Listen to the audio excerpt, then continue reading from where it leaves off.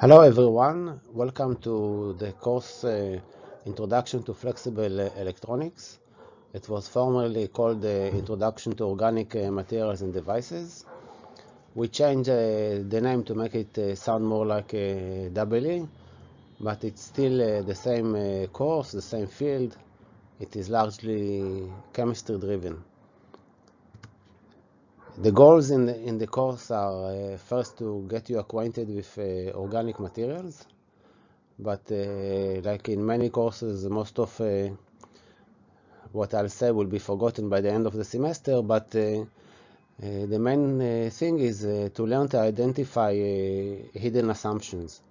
And the reason this is important is whenever you go into a new field, you carry a lot of assumptions from the old one. For example, all the courses you learned about silicon semiconductors, they contain many hidden assumptions. And they don't hold here when you talk about organic semiconductors. So it's really a task which is not simple to find all those assumptions that no one told you that they are being taken, but they were taken while you were studying other topics. And identifying them is more important than knowing organics, for example. I'm Nir, and any question, feel free to send me an email. So today's presentation is a very general introduction to organics, printed electronics, etc. Just one formality. The Hebrew indicates how the grade is going to be, and there are some books you can find. Some of them are pretty old, but still very good. So this lecture is part of the nanoelectronics syllabus, and the question is what does one mean when we talk about nanoelectronics? And it really depends on your point of view.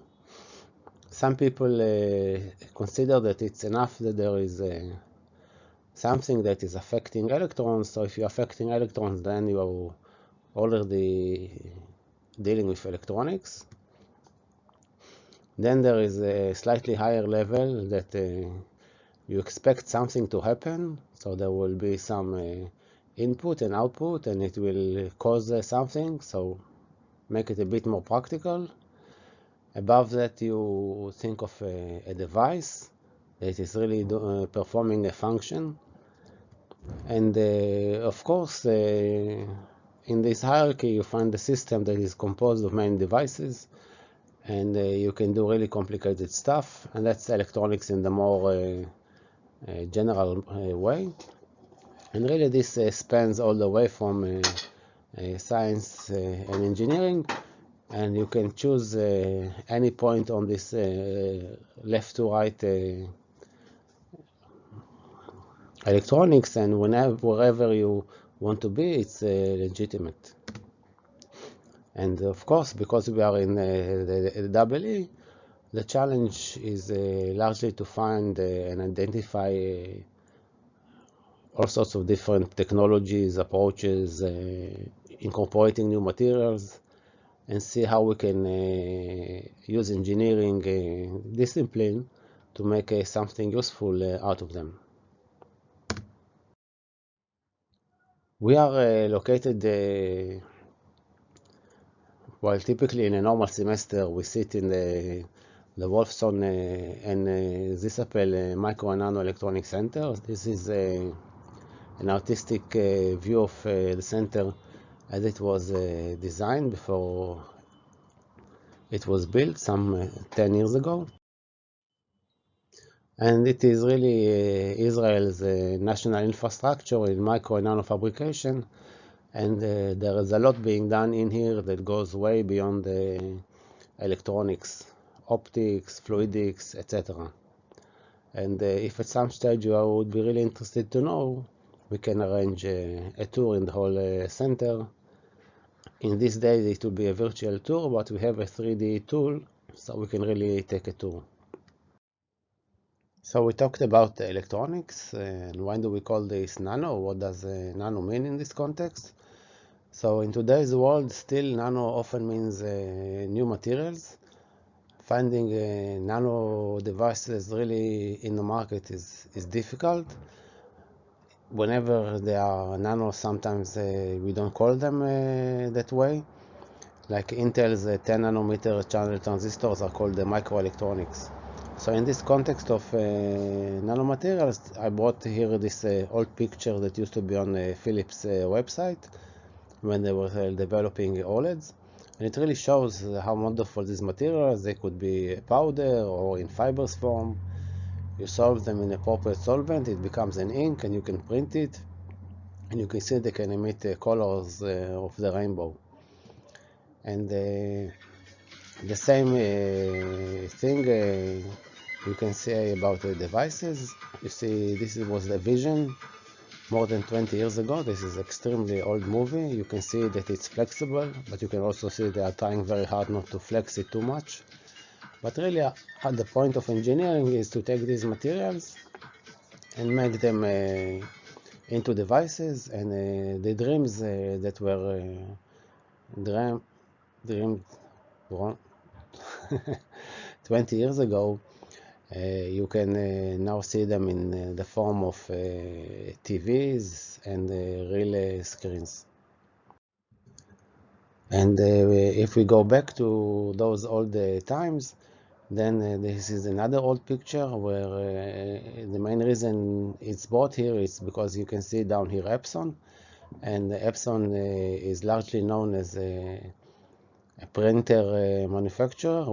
Many of us used to own Epson printer, and they got into the field those days, hoping that you could print TVs. Maybe one day TVs would be printed, but doesn't seem to be in the near future. What else was the dream back then, like in 1996, where some of you, never mind where you were, and you can see we were thinking of roll-up screens, flexible maps, and many things that Marauder's map in Harry Potter's is magic, but it's simply organic electronics developed secretly in that castle. And of course, people were saying, wow, maybe we could even have electronic books, and of course, we all have them now. So this was a bit of history that looks a bit strange and awkward by today, but if you simply go onto Google, a few searches will bring a lot of pictures. And I urge you to do that because whatever I'll bring here, 2 days later, there is something new on the net. What was really attractive with these materials? You know, you see all these strange structures.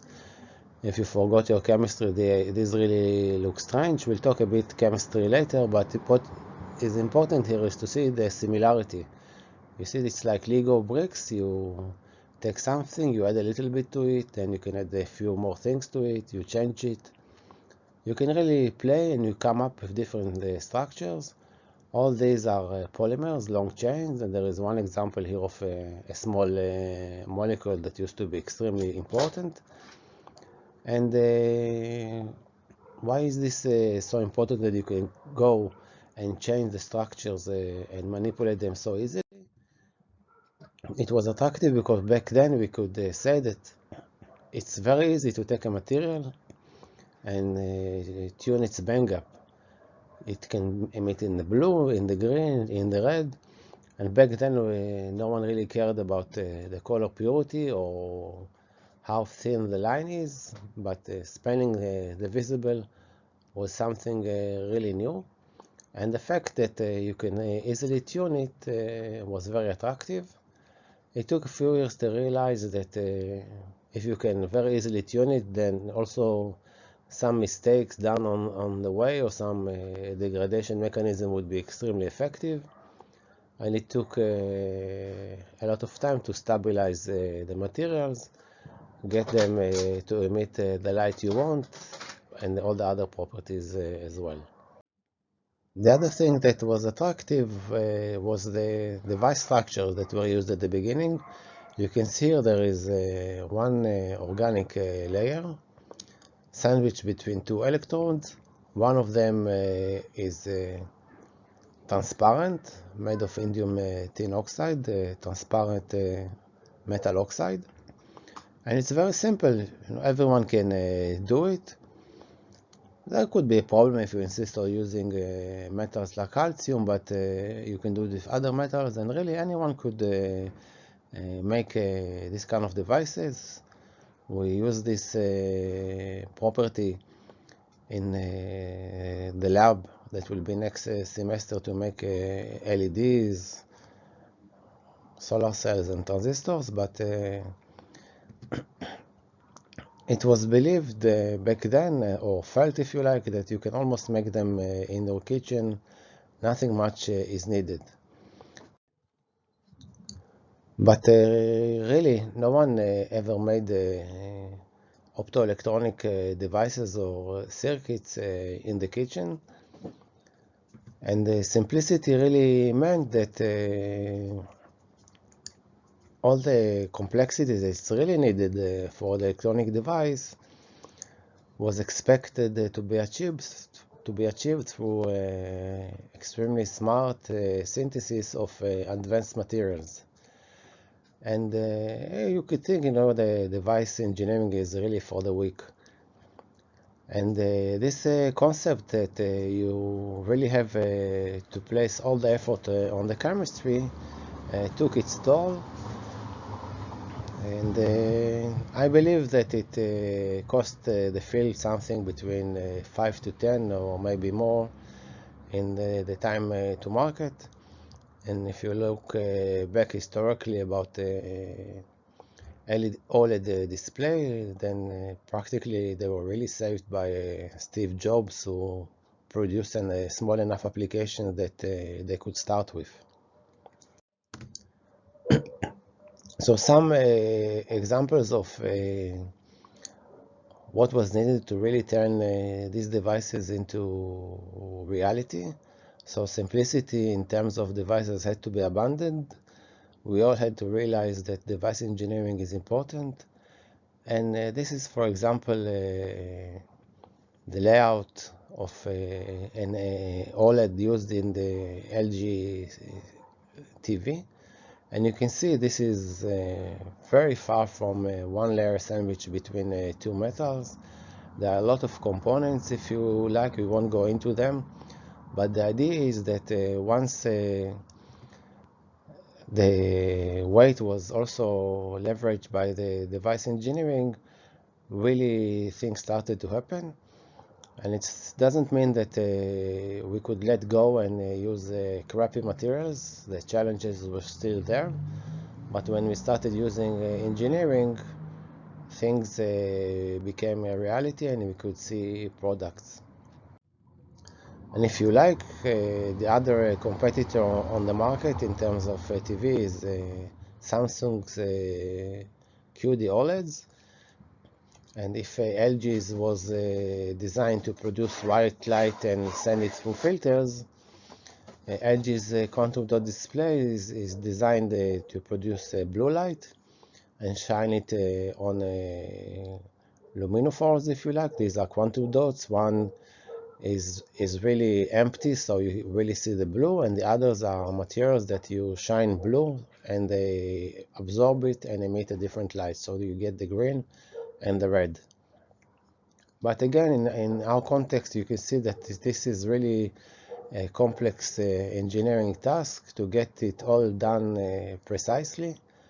And in fact, TV is one of the toughest devices on the market. Just imagine there are millions of pixels, and if there is one pixel that is slightly off, our eye will most certainly catch it. So the yield here is and uniformity is unbelievable. Some people in the display market consider the requirements from Intel's or IBM's or any other foundry, the requirements from their chips are ridiculously simple compared to what is required from a display. So while the field started with the toughest application, today you can find all sorts of things being produced. Once you can really produce large area LEDs, you can consider them as a part of the design. And you can see this is just a collection of ways to create atmosphere, not just lighting. And I'm sure that in your Google you can find much nicer examples. The other thing that was realized pretty quickly, if you can make light emitting diodes that take electrons and convert them into light, you can also take light and convert them into electrons and create a photocell. This is a slider board from an old friend of mine, JJ, and you can see that this structure really has many things happening in it. We'll go into it later, but the same again is the idea was the simplicity. Two materials, one take the electrons, the other one take the holes, and here goes nothing.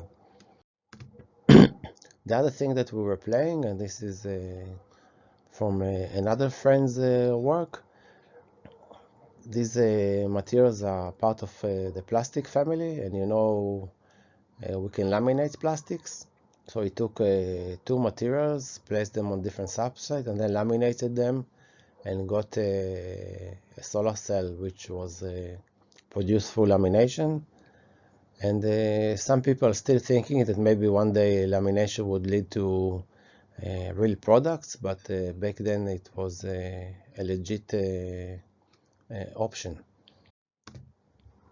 If you open again the web, this is just a little bit of what you can see on there, but you see the flexibility here already. You can roll out, find roll screens and roll the PVs, and it seems like flexible photovoltaics will be commercialized widely a lot before flexible OLEDs. And there are already buildings around the world that you can find sheets of organic PV laminated to the windows, producing electricity. These are largely demos or small-scale manufacturing, but hopefully it will become wider spread. We started with a very limited efficiency of below 1%. The field struggled many years, and today you can find 18% even being reported. This was recently reported by Thomas.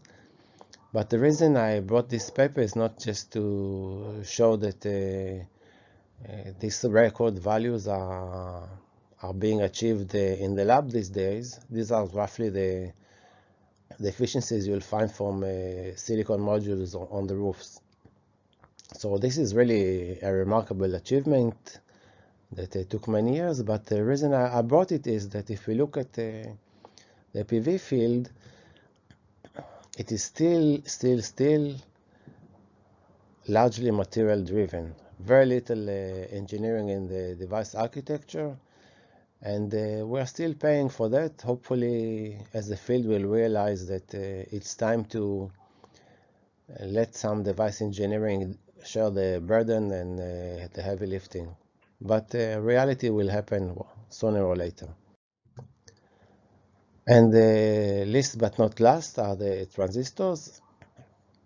These are two very common structures of transistor used in the field of flexible electronics or organic electronics or thin film transistors.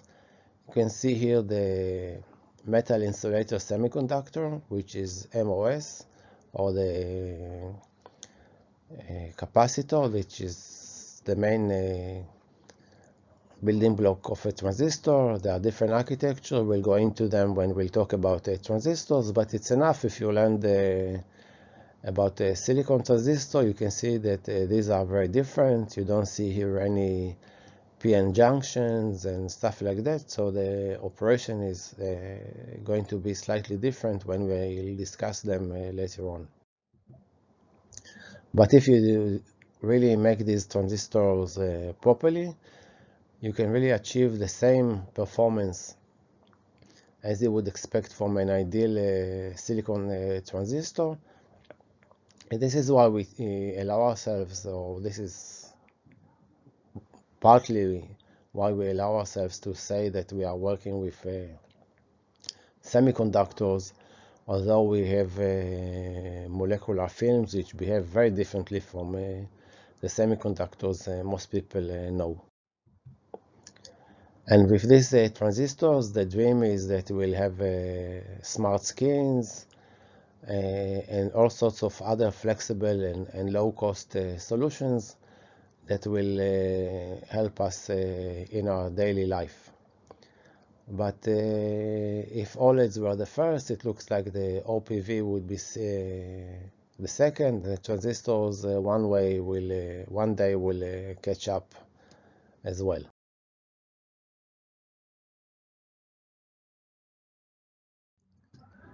So often you may hear, although today you hear that less, that people think these materials are really strange or even poor. And the reason is basically because they are different. You really have to think of them differently, you have to use them differently, the applications are different. They are not really competing heads-on with silicon, but there are some things that they can do a lot better, and they do it in a different way.